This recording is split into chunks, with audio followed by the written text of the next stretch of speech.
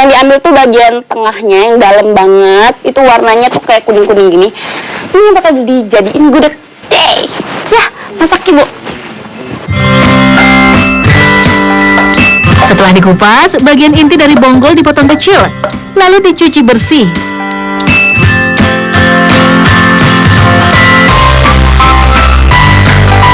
Selanjutnya, rendam dalam air semalaman. Hasil perendaman kemudian diserut tipis-tipis, agar bumbu meresap dan mudah untuk menikmatinya. Bagian inti bonggol pisang yang sudah diserut siap untuk dimasak. Rebus terlebih dahulu sambil kita siapkan bumbu-bumbunya. Terdiri dari ketumbar, kemiri, salam, lengkuas, bawang merah, dan bawang putih. Haluskan bumbu. Kemudian masak bumbu bersama santan dan gula merah.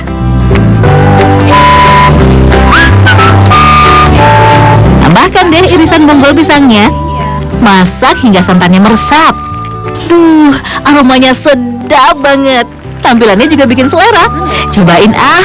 Udah Mbak, udah. Udah Ibu, udah ketemu.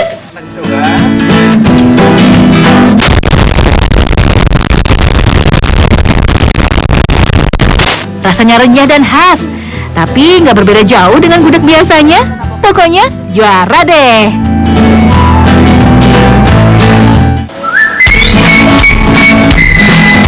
Eits, tunggu dulu.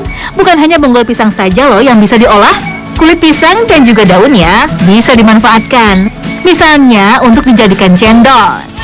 Pilih daun pisang yang tidak terlalu tua. Bersihkan, iris, lalu blender sampai halus. Kemudian saring deh.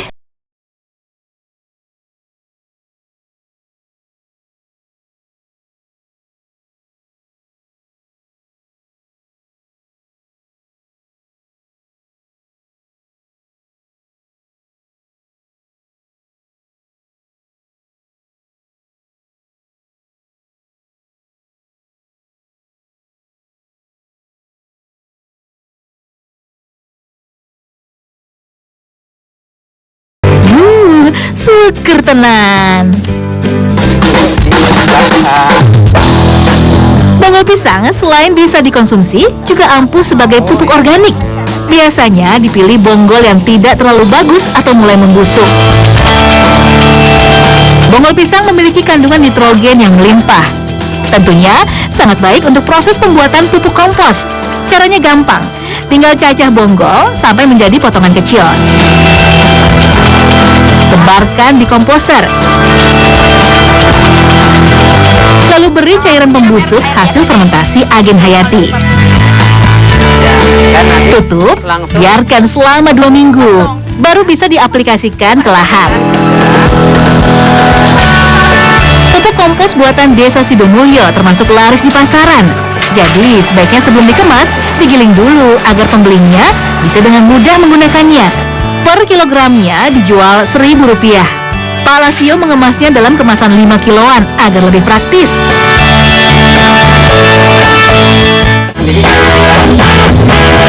Sebagai kader desa, Pak atau Mbah Lasio telah lama menyadari besarnya potensi tanaman pisang yang melimpah di daerahnya. Sayangnya waktu itu pisang hanya dipandang sebelah mata, tak diurus hingga hasilnya tidak maksimal.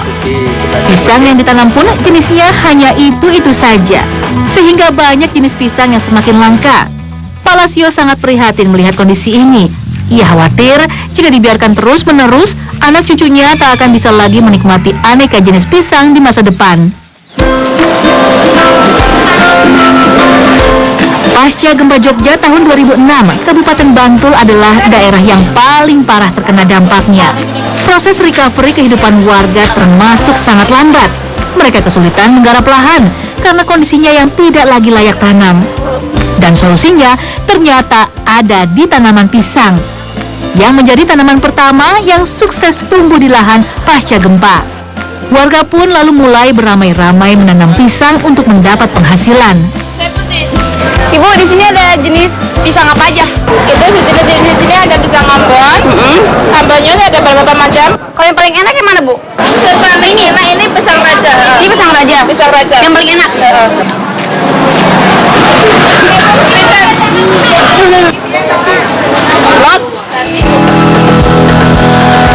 Desa Sidomulyo kemudian menjadi salah satu desa yang ekonomi warganya pulih dengan cepat karena penanaman pisang. Hal ini tentunya tak lepas dari jasa Pak Lasio yang terus saja mensosialisasikan manfaat budidaya pisang. Berkat kerja kerasnya membantu warga, Pak Lasio kemudian dipercaya sebagai ketua kelompok tani pisang Sidomulyo hingga sekarang. Yang bagus itu yang apa? Yang paling bagus untuk dawet adalah pisang kepok, karena pisang kepok itu di samping daunnya ini tebal dan itu patinya banyak sekali. Tak kurang, ada 15 kultivar pisang lokal yang dibudidayakan oleh Pak Lasio bersama kelompoknya. Semuanya adalah jenis-jenis unggul yang langka. Untuk melestarikan pisang lokal dari kepunahan, Pak Lasio membagi-bagi penanaman jenis pisang yang berbeda hingga ke seluruh kecamatan wilayah Bambang Lipuro, Bantul.